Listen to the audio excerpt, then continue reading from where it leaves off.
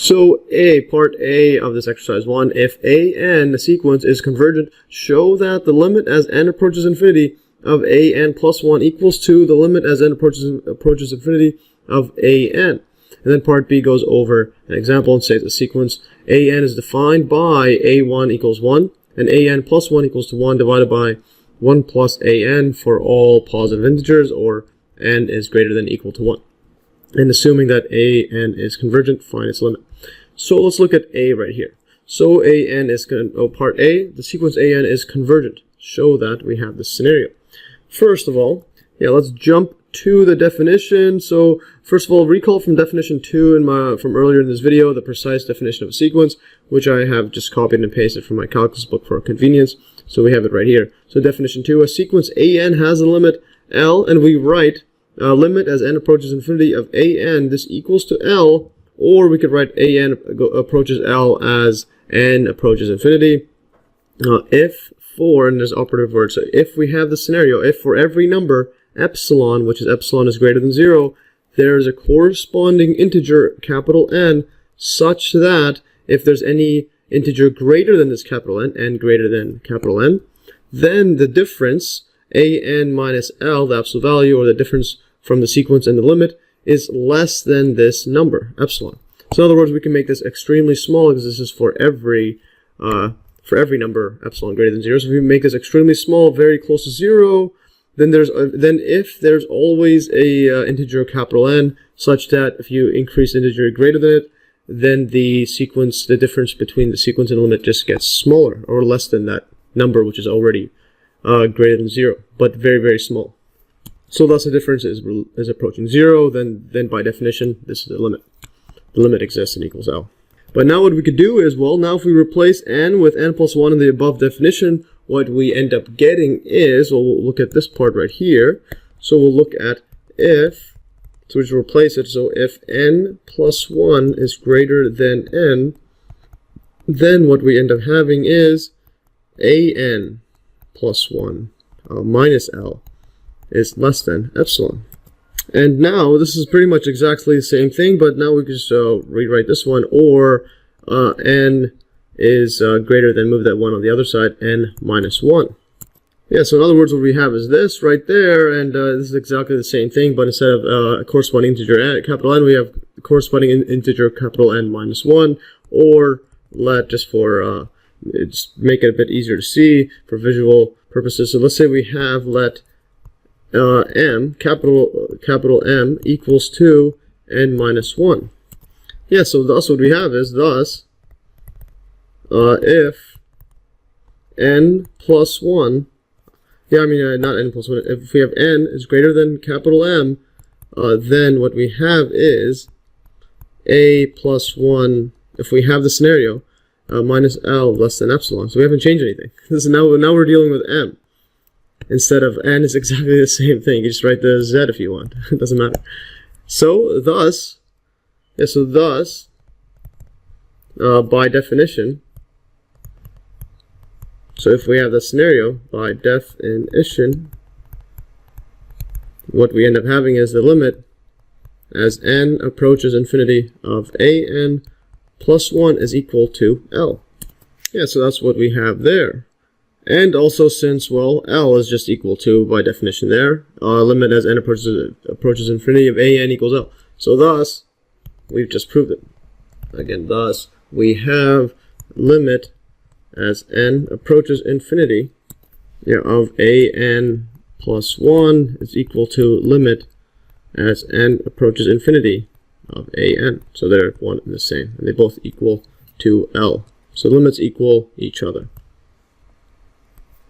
And I'll just put an equals L here for completeness, equals limit, like that. Alright, so now let's look at, well, I'll write question part B. So now part B. So if we scroll up to part B, what we have is right here. Part B says if a sequence an is defined by a1 equals 1, and an plus 1 equals to 1 over 1 plus an for all positive integers n greater than or equal to 1. Assuming that an is convergent, find its limit. So let's write this down right here. So a1, what we have is So we have an is convergent.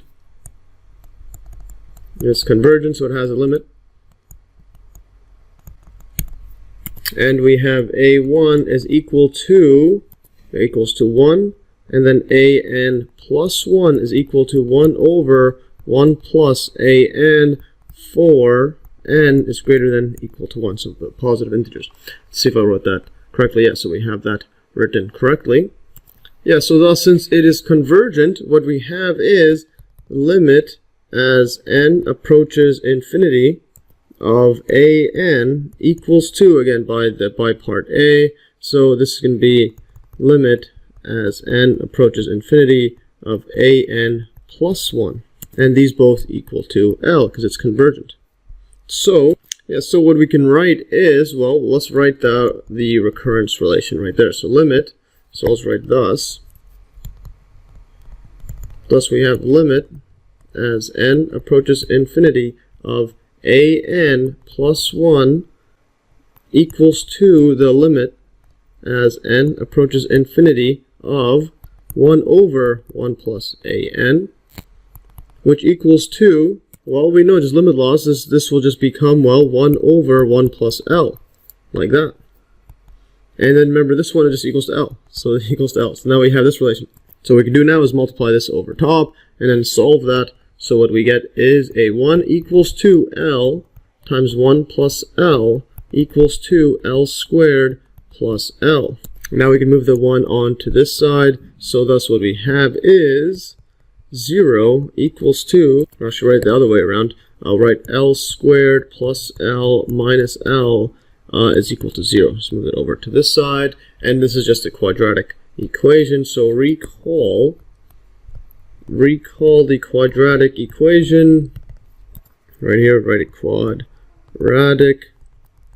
Yeah, quadratic, actually it's a T, not a D over there. So recall quadratic formula where we have, if you have a function like this, ax squared bx, plus bx plus c, where a, b, c are constants, then, so we have this, then we basically have x equals to negative b plus or minus square root b squared minus 4ac, and this is divided by 2a.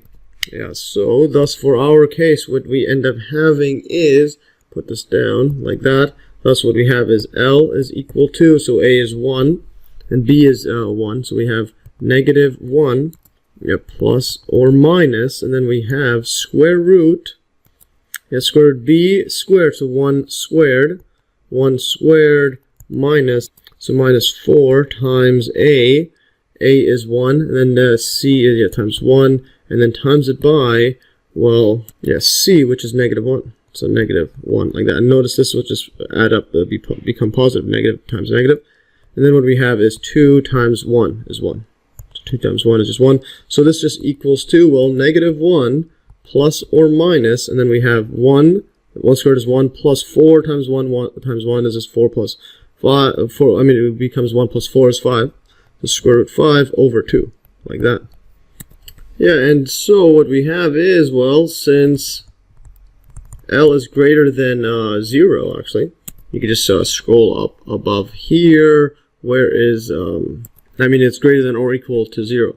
So, it's over here, right here. So an plus 1 over 1 plus an, so it's always going to be positive. So it's never going to be never going to be negative, because these integers are always going to be positive. So it's greater than or equal to 0. So since this, then, actually, to more completeness, or more complete, I'll write L is greater than or equal to 0 if it exists for this function. Otherwise, the function is wrong. Then we'll just take the positive, because if you minus the square root 5, that's going to be greater than 1, and well, whatever it is. If we're subtracting negative 1 minus any number, you can be negative. Thus, so since, if it exists, then what we have is L equals to negative 1 plus square root 5 over 2, and there is our limit. And now if you want to get the numerical number of this, if we plug this into just a one-note built-in calculator, so note L equals minus 1 plus square root 5 bracket, close bracket. divided by 2 equals to 0.618033, etc. Keeps going on. And also fascinating stuff.